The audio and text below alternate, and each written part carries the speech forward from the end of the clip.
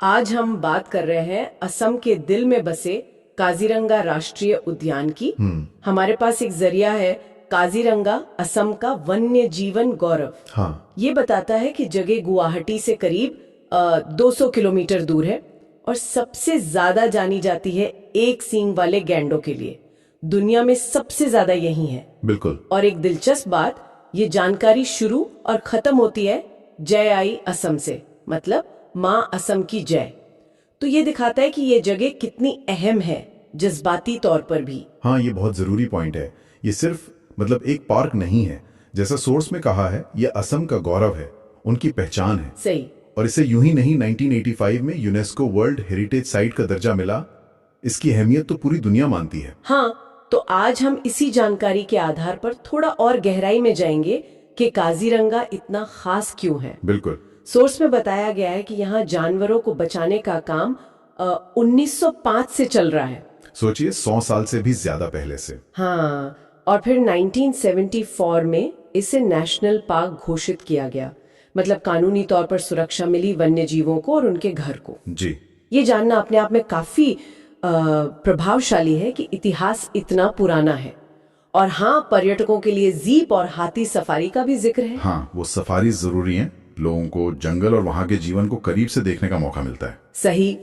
लेकिन काजीरंगा की पहचान सिर्फ गैंडों तक ही नहीं है, ये ध्यान रखना जरूरी है। अच्छा, और क्या है खास? सोर्स के मुताबिक यहाँ बाघ भी हैं, हाथी, जंगली भैंसें और वो दलदली हिरण, बारहसिंगा जिसे कहते हैं। ओ अच्छा, बारहसिंगा भी। हाँ, और सैकड़ों किस्म के पक्षी। मतलब ये जो बायोडायवर्सिटी है, जीवन की इतनी सारी किस्में एक जगह पर, वो काजीरंगा को असल में खास बनाती हैं। तो ये सिर्फ गैंडों का घर नहीं, बल्कि कई सारे जानवरों का एक बड़ा गढ़ है। बिल्कुल। इसमें एक और बड़ी अनोखी बात लिखी है, ब्रह्मपुत्र नदी और जो दूसरी नदियां हैं, उनके कारण हर मानसून में बाढ़ आती है। हाँ, बाढ़। आमतौर पे तो हम बाढ़ को तबाही से जोड़ते हैं, पर यहाँ लिखा है कि यही बाढ़ इस जगह की प्रकृति को और बेहतर बनाती है, उपजाऊ बनाती है। ये थोड़ा समझना मुश्किल है। हाँ, ये सुनने में थोड़ा अजीब लग सकता है, पर ये सच है। सोर्स इसी तरफ इशारा करता है। कैसे? देखिए, ये बाढ़ हर साल जमीन पर नई मिट्टी की एक परत बिछा देती है। वो मिट्टी बहुत उपजाऊ होती है। अच्छा। इससे घास के मैदान फिर से हरे भरे हो जाते हैं, और यही घास तो गैंडों और दूसरे शाकाहारी जानवरों का मुख्य खाना है। ओ, तो मतलब बाढ़ एक तरह से खाना उगा रही है उनके लिए। हाँ, एक तरह से कह सकते हैं।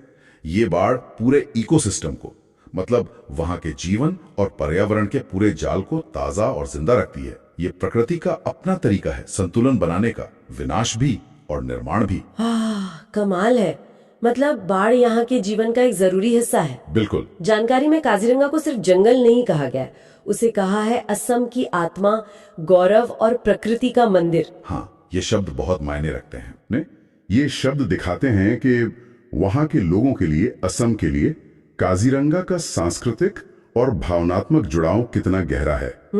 ये सिर्फ जानवरों का घर नहीं, ये असम की पहचान का, उनके गौरव का प्रतीक है। और सोर्स के आखिर में एक अपील भी है, आइए इसे बचाएं, इसे अपनाएं। जी, और ये अपील सिर्फ सरकार से नहीं है, ये हम सब से है। ये एक जिम्मेदारी की बात करती है। तो अगर हम सारी बातों को जोड़कर देखें, काजीरंगा अपनी जबरदस्त बायोडाइवर्सिटी, खासकर एक सींग वाले गैंडों, अपने पुराने संरक्षण इतिहास और ब्रह्मपुत्र की बाढ़ से बने उस अनोखे इकोसिस्टम के लिए दुनिया भर में जाना जाता है। एकदम सही।